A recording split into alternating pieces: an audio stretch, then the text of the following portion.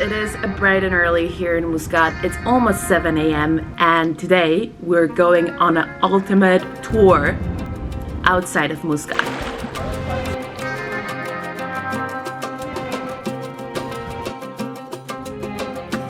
So if you're coming to Oman and you don't have that much time and you sort of want to see some of country's highlights that are located outside of Muscat, that's what I'm gonna show you today.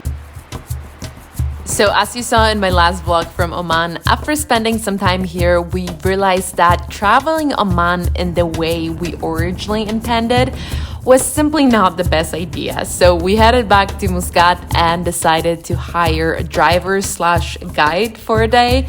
So we hopped in a car early in the morning and left Muscat and drove about 150 kilometers to our first stop of the day.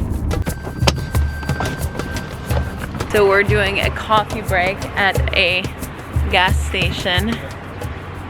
Still very early in the morning, so it's very quiet. The highway was super quiet as well. So overall, Oman is a very easy country to travel, and if you want to do a trip outside of Muscat by yourself and rent a car, it's really not that problematic.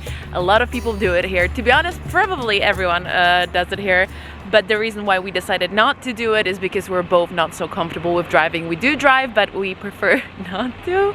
I mean, the last time I drove a car was a good couple of years ago, so driving in a foreign country would probably not be the best idea. Do you prefer camping in a desert or like by the sea?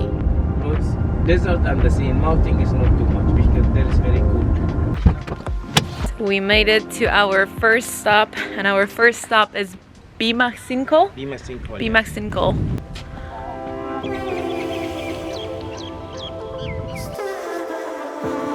Look at this. Now I understand why people call it a pool. Like the water is literally see-through. There is a local legend saying that the pool was made by a shooting star or falling star. And there is also a legend saying that there is a demon living in the pool. But science says that there was a cave made of limestone, or this stone is limestone, and it simply collapsed and created this natural pool.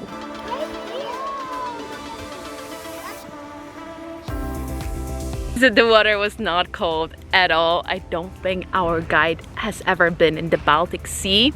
Like this is literally warm water as you would be in the south of Europe during the summer. I don't know how to describe it. It was very warm. Another interesting fact is that there are those small fish that live in this hole.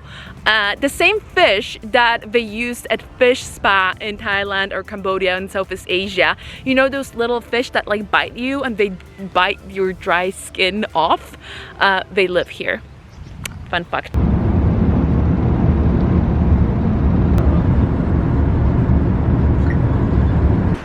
So we made it to our second destination, which is Wadi Shab.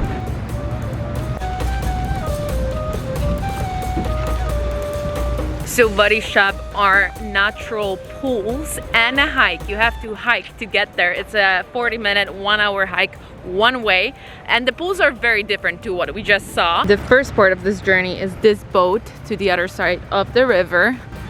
Okay, thank you.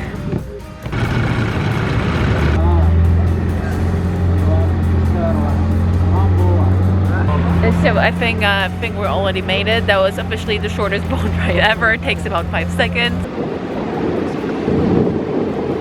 Now we need to walk/hike for about 40 minutes. That's why good shoes, comfortable clothes are recommended. We'll see if it's actually going to be 40 minutes because you know how it works with these guides on the internet. You never know. Some people say 40 minutes and then you do it in 10 minutes.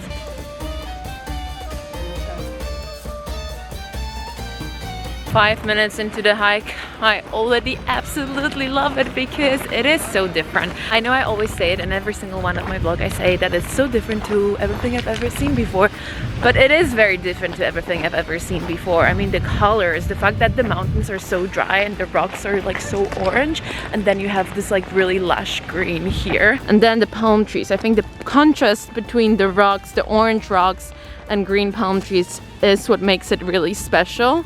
Also, we're very happy that we're doing it now when the sun is still not in the valley. I mean, it's slowly creeping in, but it's quite early. It's 10 a.m. and I'm sure that in an hour or two it's all gonna be very sunny and it's not gonna be as easy. But to be honest, this is not, I wouldn't say it's a difficult hike, but it's also not an easy one. You definitely need full shoes, because I was considering doing it in my slippery in my flip-flops. Do not do it in your flip-flops. Bring full shoes. Yeah, rocks can be slippery. And also, if you're afraid of heights, there are parts of the hike where you're sort of walking on a very narrow path right next to the rock wall, so just to keep in mind. So we made it. The pools are behind me.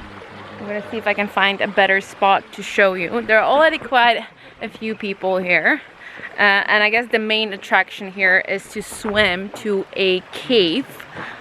It's a 15-minute swim, so I thought that I won't be doing it since I am a little claustrophobic. I did get panic attack twice in my life, once in a cave in Vietnam and the second time at work. You know, I cannot really avoid work, but I can avoid caves. So my original thought was that I'm not gonna do it, but now I'm kind of tempted since we're here.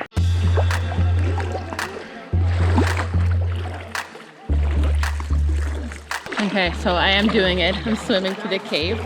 Hopefully it's gonna be okay. So you said it's 15 minutes? 15 minutes. Can you stop on the way? Yeah, we still. We stop on the way? Swim and walk, swim. Ah, okay. Yeah. So it's both swimming and walking. So as you can probably tell, I was actually quite nervous, not because of the swimming part, I love swimming, but I was afraid of the cave, and I mean, you will see in a second. The cave is short, but very, very narrow.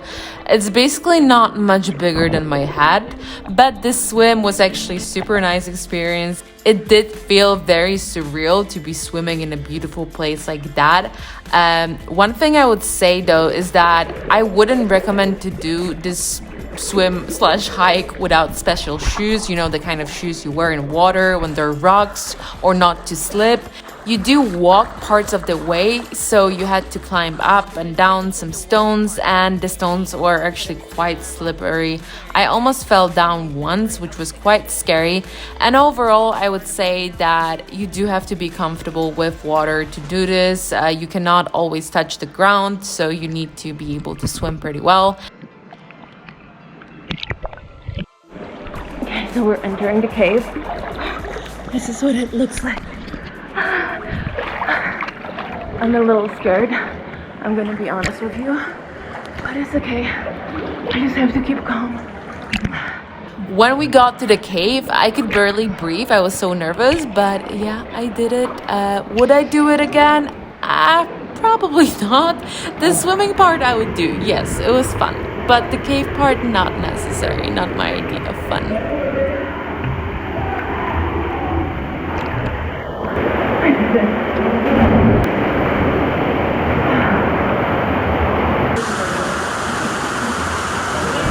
We're done, and I survived. It wasn't, I mean, it was kind of scary, to be honest. So I wouldn't say that it's something that you should do if you're too scared. But if I did it, I mean, I guess majority of people can do it too.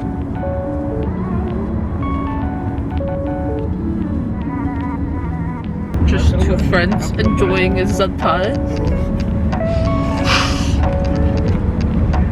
Oh, look at this view. My mouth is full, but I have to film because it's too beautiful.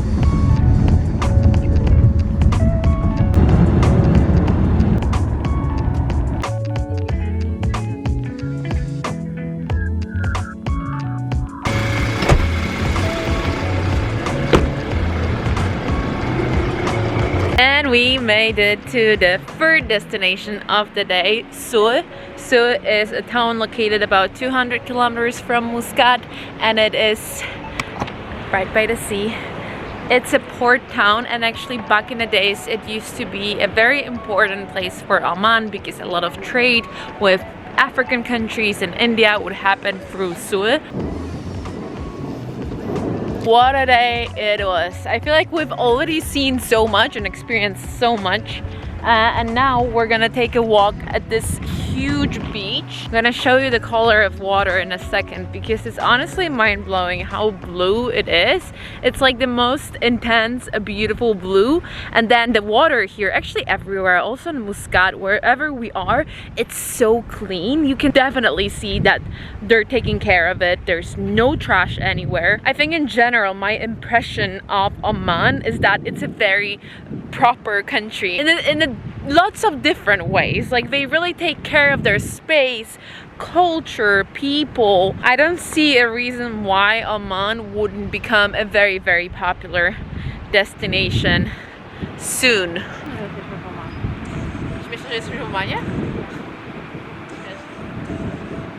Thanks, Tesco.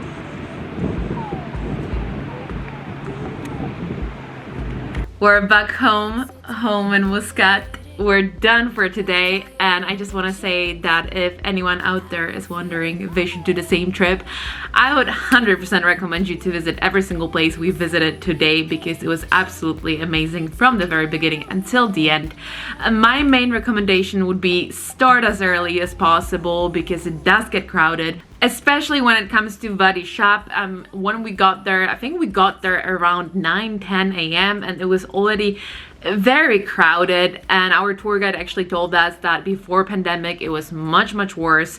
And as we were leaving Wadi Shab, there were more and more people coming, like big tour groups. So start as early as possible. We actually have one more day here left tomorrow, but I'm probably not gonna vlog. We're just gonna chill, and then we're both you know, going separate direction. Mata is going back home and I am going to a brand new country, a country that I've never been to before, and actually a brand new continent, completely new part of the world for me. So I'm very excited, but at the same time I'm also very nervous. As you guys know, I decided to take some time to travel full-time and do YouTube full-time, so that's what I will be doing for the next couple of months probably. If you've seen my video, I'm leaving Poland. I will link it up here if you want to watch it. I sort of tried to explain that my plan is to not to have a plan, and I don't even know if I will be traveling for a couple of months because I don't know if I will enjoy it. I mean, I will travel and I will be out there somewhere as long as I'm having fun and as long as I'm enjoying it. I mean, of course, it's not only about having fun, I'm also making content, so it is a little different than just traveling. But the point is that I have no freaking idea what I'm doing, but I've never been that okay with not knowing what's about to happen. And I think I've never been in this situation like right now where I just really don't have a plan and I don't really want to make any plans. I think that's one thing that I've learned with age, and also I guess thanks to the pandemic. I just don't want to plan. I don't want to plan too much. Of course I have dreams, I have hopes, as all of us. And I'm a big dreamer, you know, like I'm also an ambitious person. I've always been, and I want a lot. Okay, now I'm just like literally rambling. This is like a little therapy session. I've been talking for 6 minutes about my feelings, but I mean, that's why you have a YouTube channel, right? To talk about your feelings. I just wanted to say that I have no idea what I'm doing, but I'm also okay with that. And I'm really surprised that I'm okay with that. I guess I'm getting old and wise. I hope you enjoyed my Oman series. If you haven't seen other vlog, Muscat, Nizwa, check them out. What can I say? I absolutely love you, Oman, and I hope to be back, and I will see you guys in... I'm not gonna tell you. You'll see soon. Okay, bye.